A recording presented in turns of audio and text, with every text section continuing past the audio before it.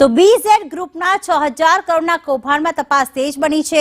તપાસમાં મોટા નાણાકીય વ્યવહાર પણ સામે આવ્યા છે। બીઝેડ કંપનીમાં 1 કરોડથી વધુની રકમનું રોકાણ કરવામાં આવ્યું। તપાસની અધિકારીઓ દ્વારા તપાસનો ધમધમાટ, જેમાં ભૂપેન્દ્રસિંહ ઝાલા સંચાલક, એજન્ટ અને ખાતાની તપાસ કરવામાં આવી રહી છે। સીઆઈડી ક્રાઇમને અન્ય બેંક એકાઉન્ટની વિગતો મળી છે। બેંક એકાઉન્ટમાં નાણાકીય વ્યવહારની તપાસ શરૂ કરવામાં આવી છે।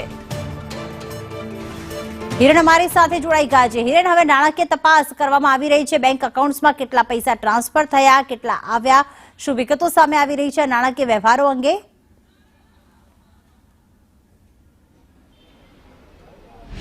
એક એચડીએફસી અને એક આઈસીઆઈસીઆઈના બેંક એકાઉન્ટની ડિટેલ જે સામે આવી છે અને એ બેંક એકાઉન્ટમાં કરોડો રૂપિયાના ટ્રાન્ઝેક્શન થયા છે। એ ટ્રાન્ઝેક્શન છેલ્લા 6 થી 7 મહિનાની અંદર સૌથી વધુ જે ટ્રાન્ઝેક્શન થયા છે એ કોની સાથે થયા છે, કોના એકાઉન્ટમાંથી આ એકાઉન્ટની અંદર આવ્યા છે અથવા તો આ એકાઉન્ટમાંથી કોના એકાઉન્ટમાં ગયા છે, એની તપાસ અત્યારે હાલ ચાલી રહી છે।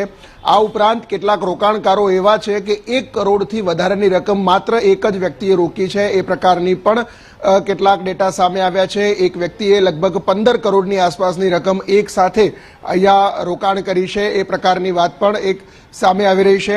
આ સિવાય એક ટીમ એવી બનાવવામાં આવી છે કે આ ટીમે માત્ર આર્થિક વ્યવહારો જે થયેલા છે એ આર્થિક વ્યવહારોના સંદર્ભમાં બેંકો સાથે સંકલન કરી અને જે તે બેંક એકાઉન્ટમાંથી કોની પાસેથી પૈસા આવ્યા છે એ બેંક એકાઉન્ટના જે માલિક ઓનર છે એ વ્યક્તિઓ સાથે પણ સંકલન કરી અને એમને પૈસા ક્યાંથી લાવ્યા, રોકાણ કર્યું હતું તો શું એગ્રીમેન્ટ થયું છે, એ તમામ બાબતો એની અંદર તપાસ કરવામાં આવી રહી છે।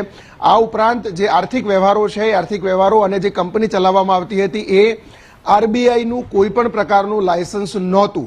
આરબીઆઈનું લાયસન્સ નહોતું તો એની પર સીધી કાર્યવાહી ઈડી મારફતે પણ થઈ શકે છે। એટલે આ અંગે જે તપાસ થઈ રહી છે એમાં 6000 કરતાં પણ વધુ રકમના મામલો હજુ સામે આવી રહ્યો છે અને એમાં ઈડી પણ હવે આગામી દિવસોમાં ઝંપલાવશે। ઈડીને પણ આ અંગેની જાણકારી આપવામાં આવી રહી છે। આભાર હિરેન તમામ વિગતો માટે।